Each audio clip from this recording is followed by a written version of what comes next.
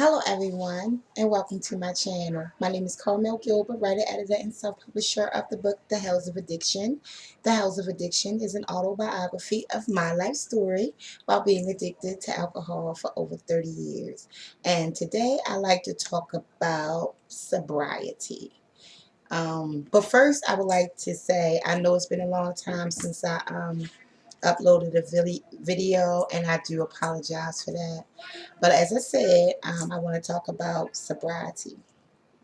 Um, when I first came out of the hospital back in May of 2013, um, I just knew I would never take another drink.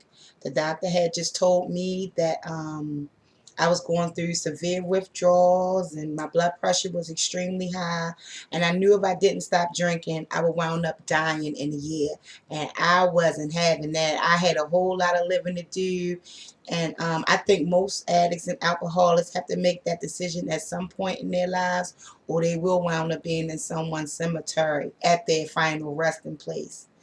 um, I felt like my first day sober, I felt like an alien, like a zombie, if that make any sense, because I did not know how to live a sober life. Being around, family members during holidays, everybody's drinking, everybody's having a good time. I had to learn how to not be tempted. I don't even know if tempted is the right word, but it was just new to me. It was just new, like clubbing and having a nice time without alcohol. It was just really new. But guess what? I found out that you can have a wonderful time without alcohol. You can do whatever you want to do without alcohol. Once you put your mind to the fact that you would never take another drink or take another or go back to your old ways, the possibilities are endless. You can do absolutely whatever you want to do. As a teenager back in my early let's say Rumbo, like 16, 17 years old, maybe a little older than that, because at one time in my life, I didn't think about being nothing, as far as being successful. I never had dreams of becoming anything as a child because it was stored in me that I was worthless. I would never amount to anything. And I went through life thinking, what I was basically taught. My mother didn't actually come out and say you would never amount to anything, but it's just the way she would treat me. It was, I could just see it in her eyes. You ask her a question that you might not know, and she'll look at you like you the stupidest person in the world. And as I said in many videos, back in the 70s, most children were seen and not heard, and we were one of those children. Um, but yeah, being sober, oh man, as I said in my book, I felt like I could like swim underwater without getting wet. I had just so much energy, just so much positivity in my soul. I felt like I could do anything, and I still do feel like I can do anything that I want to do. So to those young girls and boys out there that feel like that they held down by addiction, marijuana, pills, whatever the case may be, just know that you can do anything that you want to do in this life, but you cannot do it high. You have to be drug and alcohol free. Um, I remember like when I was drinking back in the day, I would be drunk cooking. I would be drunk babysitting. I would be drunk even running errands to the store. I mean, my whole entire life was based around alcohol. It's like I couldn't, there were times when I went to church drunk and got put out the church. Um, just my day-to-day life, it was always, I was always drunk. I was always drunk. I felt like long as I look good and smell good, that my addiction to alcohol would be more acceptable. but it wasn't, because no one wants to be around a falling down drunk, cussing people out, I mean, with a head trigger attitude.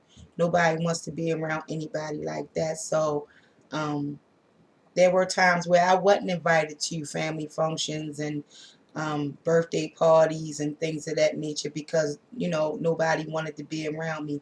But today, I'm invited to everybody's birthday parties, family events, whatever. I just feel so good, guys. It's nothing in this world like being sober. It's nothing like it. I mean, wow, it's just hard for me to put into words how good I feel today. I feel so very good. Sometimes I wonder, Carl, if you never got addicted to alcohol, what would have made out of your life? I always wanted to be a counselor.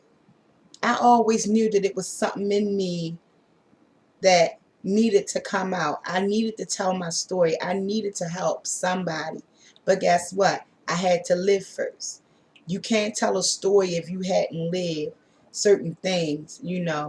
And I feel like I lived, long enough to be able to help somebody. I think after I get finished